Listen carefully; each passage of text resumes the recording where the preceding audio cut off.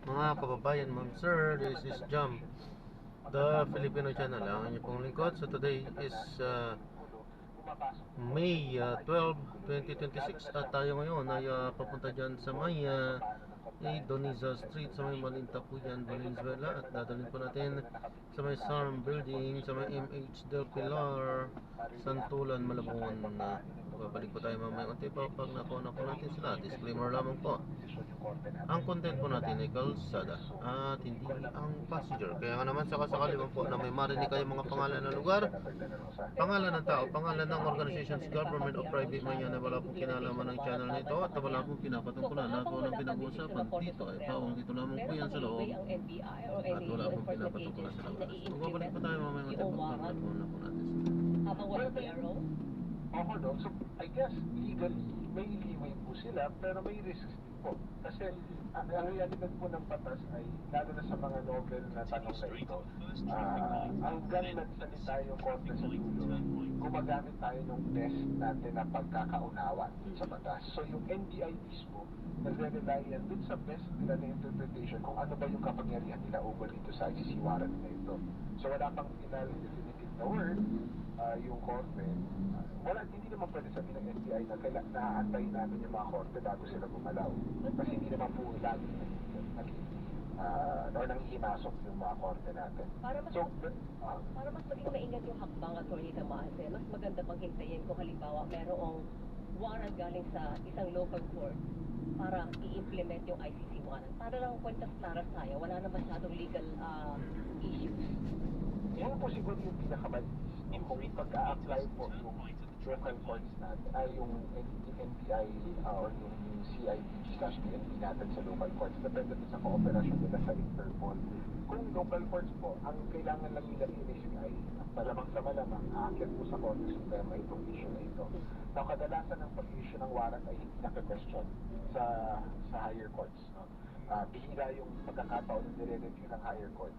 And ang so ang in-expect natin actually, paglabas dapat ng warrant mula sa local court, dapat pwede na nila arestuhin si Senator Bato.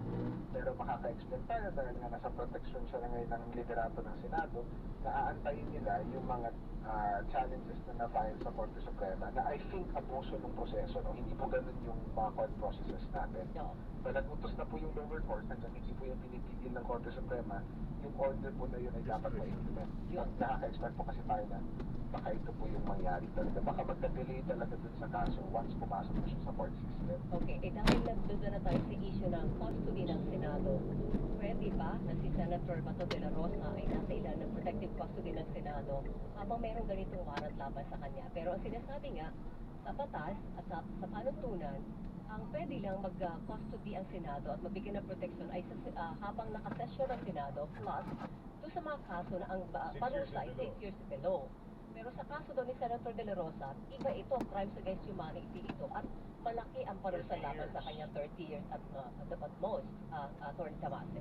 Opo, so ang starting point po ng usapan na yan ay yung provision ng saligang batas natin na nagsasabi na mayroong privilege from arrest, no? So merong pribilehiyo mula sa pagkaka-aresto ang isang member ng Senado kung yung krimen na kanyang na siyang inaakusa or kung saan siya nakasaktal ay 6 years and below at habang nangyayari yung sesyon ng Senado. So yung kung whether ongoing yung session, ibang usapin yan na medyo meron kahit dyan may debate pa ng onti kasi technically hindi naman sila nag-meeting ngayon pag ongoing yung session ng Kongreso. Mas magandang issue dyan yung 6 years. Yes. So 6 years maximum kasi ang intent ng saligang batas natin ay yung pribilehiyo na ito narrow lang siya na exception. Yung general rule ay hindi mas mataas ang antas ng isang senador dahil lang senador siya. Yung general rule ay pag may ginawang krimen o inakusahan ng krimen ang isang senador at dumaan ito sa normal na proseso ay subject siya to accountability, to legal accountability, gaya ng kahit sinong citizen. So yung 6 years na maximum, ang pakay kasi nga sa legal batas nun ay kung menor lang naman yung krimen, dapat hindi siya maging hadlang doon sa paninitihan ng isang senador sa Senado at paggawa ng kanyang tungkulin. So, klaro na iba yung kaso ni Senator Bato. Di ba, unang-una yung criminal charge sa kanya, at the very least, ito, again, merong discrepancies between morning, my dear plants. Didiligan ko kayo. Gumawa ng legal remedies. Palagay ko, no? Siyempre, alam ng Supreme Court ang batas, alam ng Supreme Court ang Constitution. Palagay ko, wala na, ma-arresto siya. Will that affect the impeachment? I'm saying yes. Mag-shift ngayon. Not only it's not a numbers game, it's a perception game. Kasi iti-test rin nila ang Supreme Court eh. Correct. Pero, kanina partner, guest namin si former Senate President Frank Drilon. O, klinaro po namin yan, yung pagkaganyan na papaano ba yung, kung wala yung isang senador, hindi nagpapakita, makakaboto pa ba siya? Nagpasa daw pala ng resolution kahapon yung Marcoleta na pwede approve na without thinking. So ngayon, kung ang iisipin ng mga tao ay hindi makakaboto si Pato, so kulang ang 13 nila, ay hindi po mga kababayan ko, pwede na magmula ngayon, kumbaga inaikutan yung batas.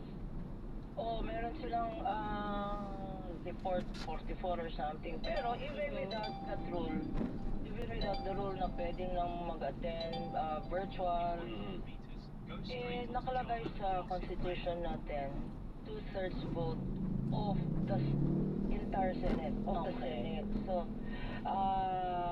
ang problema dyan, kailangan ng affirmative votes, no? So, yung pag-absent, considered negative yan. Ganun ba? Kasi you have to get 2/3 of 24 is 16. Whether absent ka, virtual ka, wala ka, kung nag-abstain, negative yan. Kasi you need affirmative, yung yes. Yung nag-yes.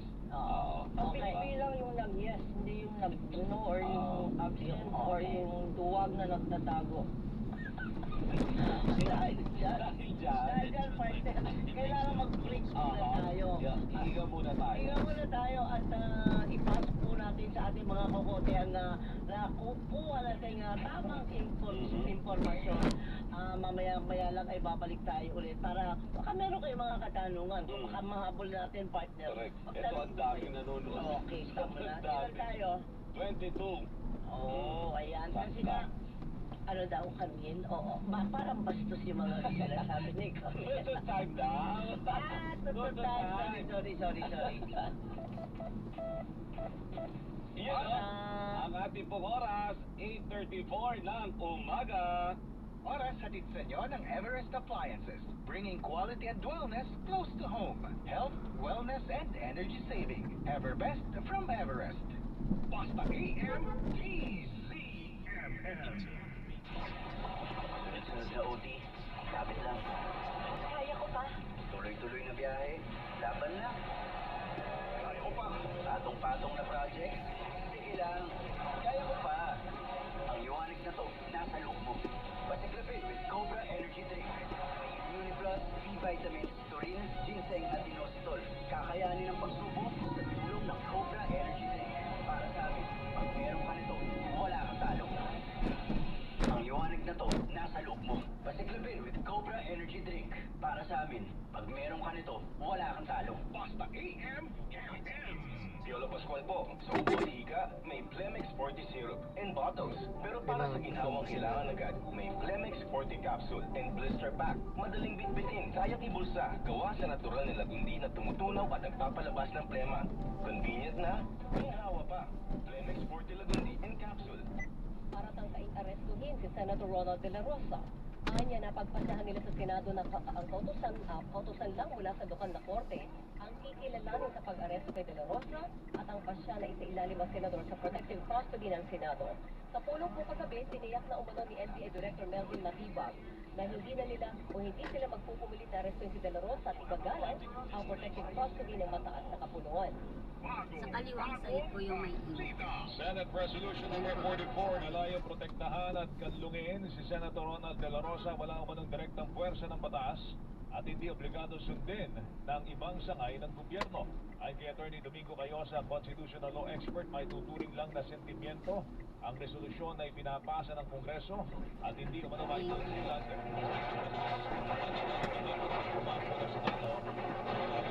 bago sa President na sinalang na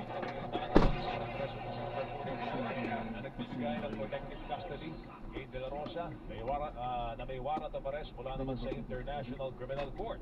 Ay kayo sa ilalim po na sa Ligang Batas, pinapayagan ang pansamantalang pagkakatong sa mambabatas na may kaso, pero para lamang Kaya Senator Fernandez, maraming salamat po sa panonood. Hanggang sa muli, ingat. God bless. Paalam po.